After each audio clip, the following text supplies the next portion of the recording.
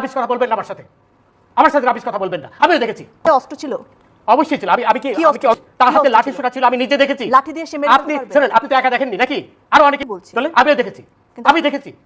যে আপনার কথা শুনে মনে হচ্ছে না শুনেন, ডোন্ট প্লিজ এই ধরনের রাবিশ কথা বলবেন না আমার সাথে রাবিশ কথা বলবেন না। আমিও দেখেছি। উত্তেজিত হবে আপনি তো উত্তেজিত করছেন, আপনি তো তাদেরই পক্ষের লোক বলে মনে হচ্ছে। আপনি তাদের পক্ষে কথা বলেন। শুনেন, এই যে সবুজ মেয়ে মারা গেল ছাত্রলীগের, তাকে কে মারলো? সেটা হবে না, তদন্ত হবে তো, ওইটা সাইদেরও তো তদন্ত হবে, সবই তো তদন্ত হবে। সাইদকে মেরেছে সেটা দেখা যাচ্ছে। হ্যাঁ দেখেছি। আপনি আমাকে বোঝানোর চেষ্টা করছেন যে আমি দেখিনি নাকি? এই ধরনের রাবিশ কথা আমার সাথে বলবেন না, রাবিশ কথা বলবেন না। আমি কিচ্ছু রাবিশ কথা বলছেন না। অবশ্যই রাবিশ কথা বলছেন। আপনি ওদের পক্ষে হয়ে কথা বলছেন। আমি কারোর পক্ষে কিছু বলছি না, স্পষ্টভাবে ওদের পক্ষে হয়ে কথা বলছেন। নিরপেক্ষ কথা। আপনি ওটাও নিরপেক্ষ নন।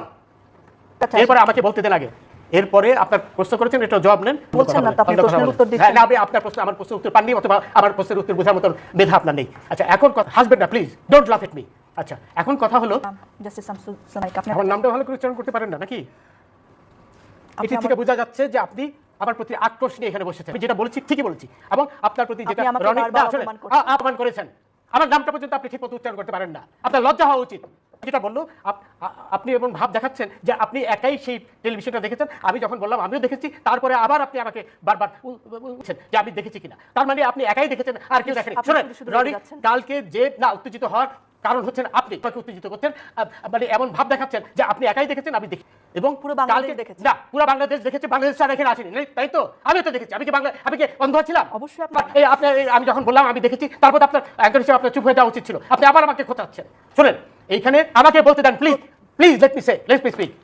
আমাকে বলতে দেন। আপনি কালকে চিটাগাঙে 12 জনকে ছাড়িয়েছেন এই শিবিরের লোকরা, সেটা আপনার কোনো খবরে আসেনি, আপনি সেই কথাটা তুললেন না। আপনি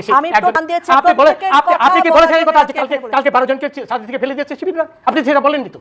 আপনি তো আমাকে কিছু বলার সুযোগ তো শুরুই করেছেন এইভাবে যে আপনি পরিষ্কারভাবে প্রমাণ করেছেন আপনি তাদেরই লোক। আবার রিপিট করছি, I have no hesitation in saying that. কারণ এটা আপনি বলেন নারী হিসেবে যে